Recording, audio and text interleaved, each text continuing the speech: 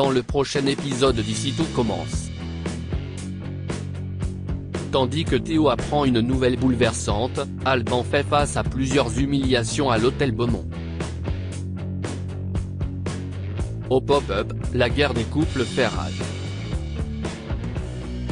Attention, les paragraphes qui suivent contiennent des spoilers sur l'épisode d'Ici tout commence qui sera diffusé lundi soir sur TF1.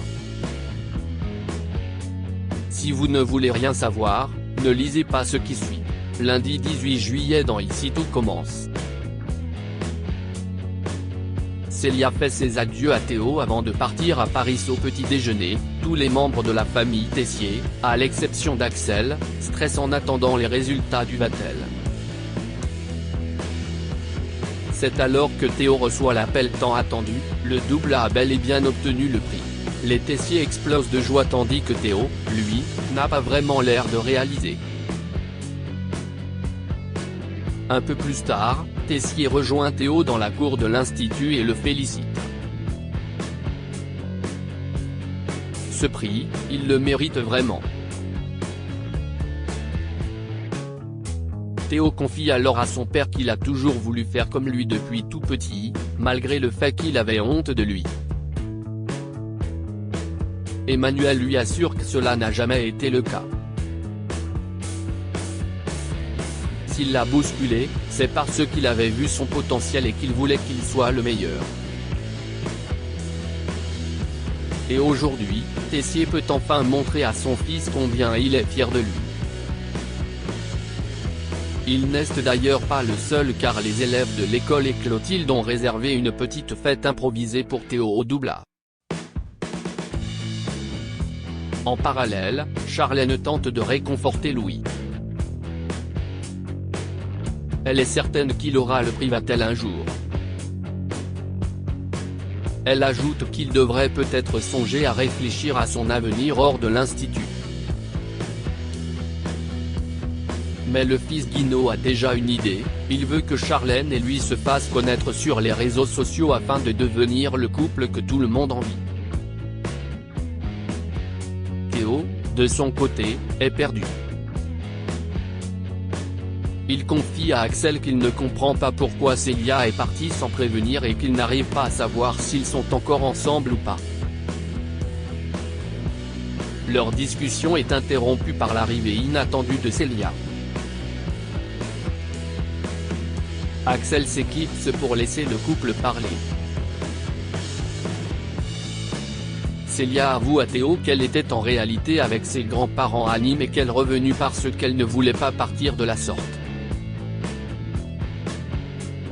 Célia est fière de Théo.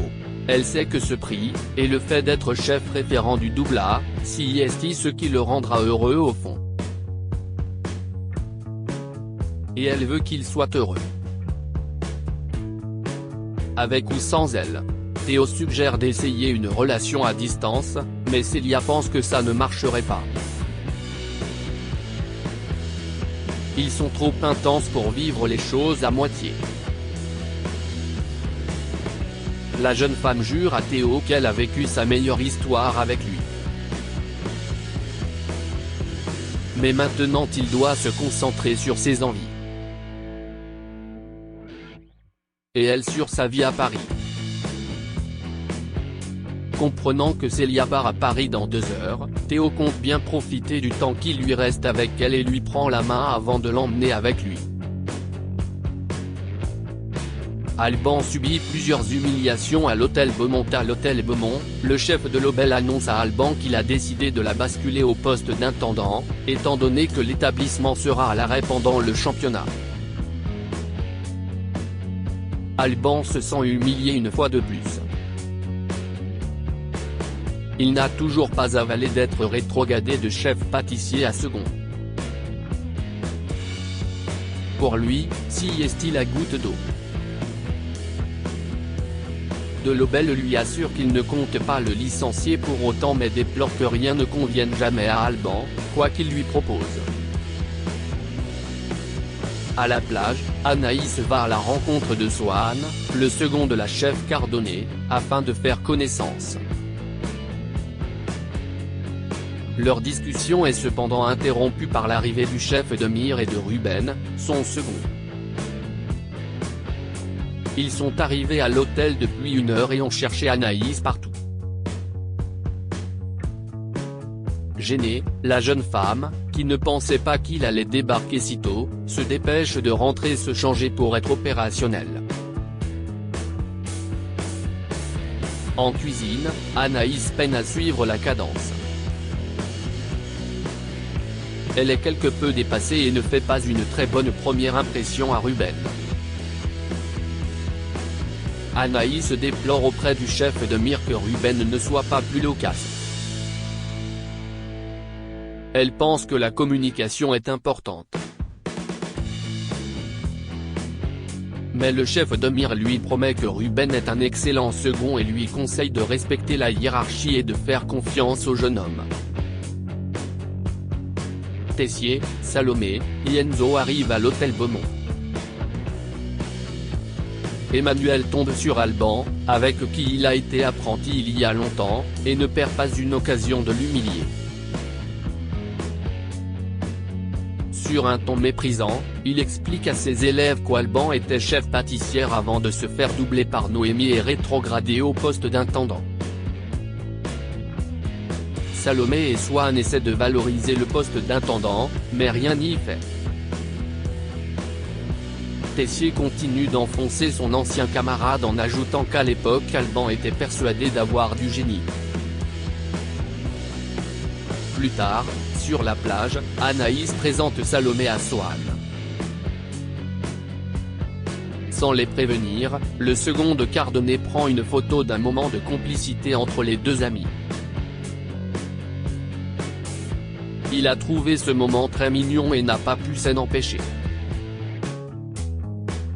Swan donne la photo instantanée à Salomé qui réalise qu'elle est seule sur le cliché en question. Swan aurait-il craqué pour elle? Le chef de l'Obel a préparé un pot d'accueil pour les 4 équipes du concours. Tessier et Cardonnet ont plus que jamais hâte de s'affronter. Durant la soirée, Noémie fait remarquer à Alban qu'il n'y a plus de champagne. Elle cherche à savoir où sont rangées les autres bouteilles, mais Alban se braque et pense que Noémie le considère comme un sous-fifre juste bon à remplir des coupes. La jeune chef assure que ce n'est pas le cas, mais Alban ne veut rien entendre. Avant de partir, il jure à Noémie qu'elle va payer pour ce qu'elle lui a fait. Au pop-up, la guerre des couples Ferrag Hortense et Mehdi ont décidé de faire appel aux élèves de première année afin de constituer la brigade du pop-up. Mais Ambre, Jasmine, Eva, et les autres leur font savoir qu'ils ne cautionnent pas la manière dont ils ont obtenu la tête du restaurant éphémère. Par solidarité envers Lionel et Kelly, ils refusent donc de travailler au pop-up. Déçus et surpris, Mehdi et Hortense tentent de faire bonne figure et lancent aux premières années qu'ils ratent une très belle occasion. Convoqués par Clotilde, Lionel et Kelly sont heureux d'apprendre que leurs camarades les soutiennent. Ils veulent se battre pour leurs droits, mais Clotilde campe sur ses positions. Mehdi a alors une idée, il suggère que Kelly et Lionel, et Hortense et lui s'affrontent au cours d'une dégustation. Le binôme gagnant resterait à la tête du pop-up. La chef Armand finit par accepter. Elle les informe qu'ils devront présenter une assiette par binôme à 15 h. Hortense et Mehdi présentent à Clotilde leur plat à base de maquereaux, fondu de poivrons, et sorbet de tomates présenté sous forme de moelleux. Le plat est simple et réussi selon la chef Armand. Kelly et Lionel ont quant à eux préparé des langoustines à la nage accompagnées d'un tartare d'algues. Un plat subtil que Clotilde ne manque pas de saluer. Clotilde a été très impressionnée par la qualité des deux plats, mais son choix est fait, les gagnants sont Mehdi et Hortense. Pour elle, la plat de Kelly et Lionel était trop proche de la cuisine du Doubla. Or, le pop-up ne doit pas être un clone du restaurant d'application. La cuisine doit être familiale et accessible. Clotilde ajoute qu'elle compte sur Kelly et Lionel pour raisonner les élèves de première année.